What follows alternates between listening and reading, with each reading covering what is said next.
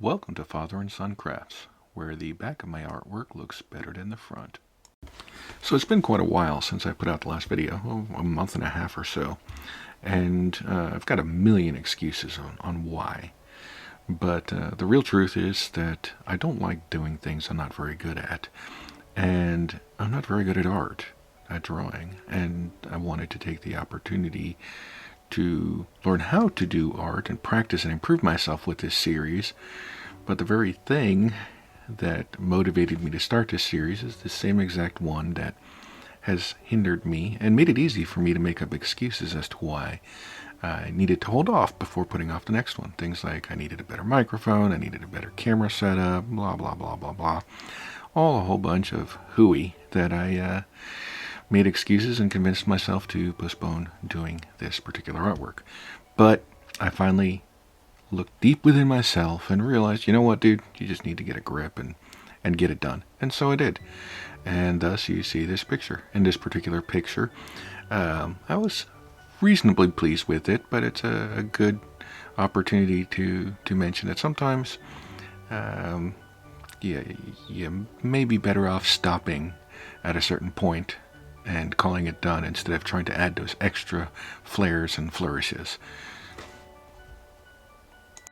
I'm going to be using the same pen and pencil and printer paper I have in past artworks, and I will also be using the markers that I borrowed from my son the other day, and I'll even be throwing in some extra stuff. I'll be using a whiteout pen and this super cool eraser I just got, and it works amazing. For my very first story I'm telling on this channel, I'm going to tell you guys a story I tell my kids every time I come from Krispy Kreme. So Krispy Kreme just happens to nice and conveniently be located right there on the path from where I work to where I live. So I'd be passing it on my way home every day, and maybe once every other week or so, I'd see that hot and ready sign, that little neon flashing light saying that donuts are ready and they're hot and they're good. Or at least that's what kicks off in my brain. So on this particular day, I was driving home and I saw the sign turned on, and safely, of course, without causing any issues in traffic, I very quickly turned my way into the parking lot, found myself a nice little parking spot, and before I even was able to open a door, the smell, that lovely, lovely smell reached my nostrils. And just telling the story actually makes my mouth water, so you'll excuse some of the drooly sounds as I tell this story. So I open the door and I exit and close the door behind me, and obviously I'm walking with a purpose. I have a focus, a direction I need to be going. And so I approach the front door, and as I get to the door, I grab the handle and pull, which was awkward because I needed to push the door handle to get in. So I obviously changed tactics and pushed on the door to enter the store. And at that point, there was a wave of euphoria hitting my nostrils. They were assailed by the smell of these freshly made donuts coming off of their little assembly line. And I walk in and cast a look around the establishment, and briefly take a moment to just immerse myself and let that odor just swell over me.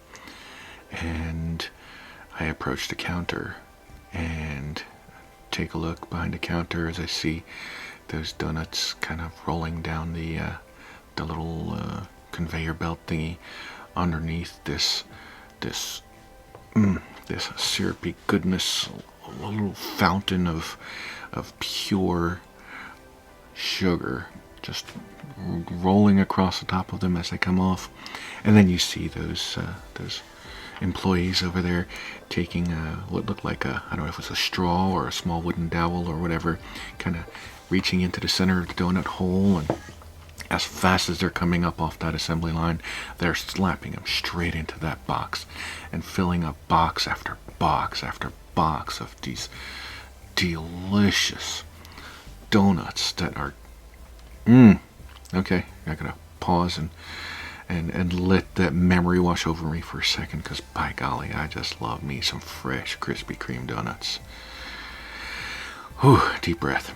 All right, so as I'm watching these donuts roll off the assembly line and get slammed into those boxes with the love and care that they deserve, of course, they're handing them off to patrons as quickly as they come off the assembly line.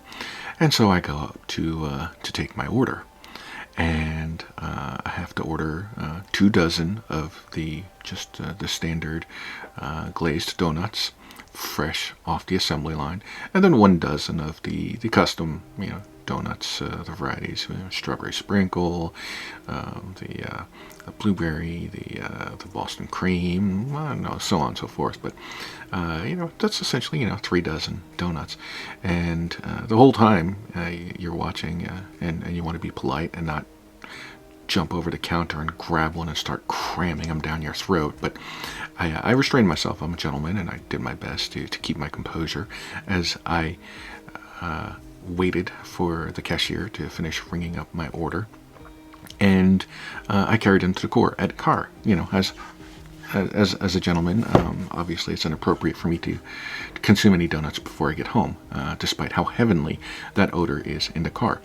So I, pay the cashier, pick up my 3 dozen donuts, and carefully, gingerly, like the I can't think of the word here, but it's just the contents require extreme care. You have to show the proper respect to these donuts, and so I carefully carrying these donuts, I exit the store, and as I take a few steps, I hear a sound. Very unusual sound. You're in a small city. Now, well, obviously, it's not a huge city, but I'm not out in a countryside either. And I hear a strange growl, a strange movement coming from nearby. And as I look down the side of the building, I see a huge bear. And it's not to say that the wild animals are propagating around these establishments or anything like that, because this is a very unusual sight. And I see this bear, and we lock eyes for a moment. And as we lock eyes, I'm at this point frozen for a moment, because just the shock of seeing a wild animal as large and intimidating as a bear right there in front of me, not maybe 15, 20 yards away, just looking at me. And in my mind, I'm flashing back to all the books I've read and all the YouTube channels I've watched, nature documentaries, trying to think, how fast can a bear run? At the same time that those calculations and thoughts are going through my head, I'm also thinking, how do I best run away from this bear without damaging the goods that I'm carrying? This is obviously a very serious situation, a huge amount of risk, and my life is flashing before my eyes as I have to consider my options and weigh them very carefully. And through this whole time that I'm thinking of my escape plan, the bear, I could see in his eyes. The look of recognition as he kind of lifted his nose up a little, and you saw the nose wrinkling as he started sniffing, and the sounds itself. And I'm sure they're not terrifying if you're watching it on a documentary, but when you're 15 or 20 yards away from a bear, and he's sniffing, and that looked like I was a big piece of salmon, and then both of us at the same time finished our thought processes. He got down on all fours and started charging at me, and the endorphins kicked in, the adrenaline kicked in, and I started dashing towards my car. It's a lot of ground to cover, and that bear is going to catch me. So I did probably the only thing a sane person would do. I pulled out one of those fresh, delicious donuts, and I chucked it at him to distract him. And that first one, he essentially just opened his mouth and snarfed it down, barely even chewing, just swallowing it. And I realized that it's going to take more than one donut. So as I'm dashing towards my car with the top box of donuts open, I grab the donuts and I start flinging 1, 2, 3, 4, 5 more donuts. And by the time the fifth one got to him, there was like 2 or 3 on the ground, and one in his mouth, and he paused to focus on the donuts on the ground, because obviously he is just as much of a donut connoisseur as I am, and he kind of sat down on his haunches, and with his paws, one donut in each hand, one in his mouth, a sigh. You hear a sigh of contentment, like a bear sitting on the ground sighing in front of me. That's all I needed. I got into the car, I dropped the donuts onto the passenger seat, and I went straight home, knowing that I'm going to have a good story. And so I pull into the house, and of course the kids greet me with a lot of enthusiasm, seeing all the donuts out there. And they ask me, "Hey, Dad, why are there 6 donuts missing from the box?"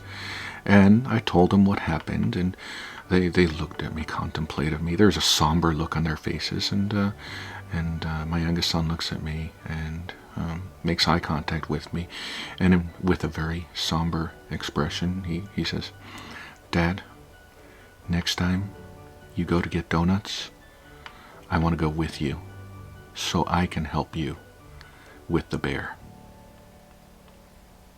He's a smart little kid.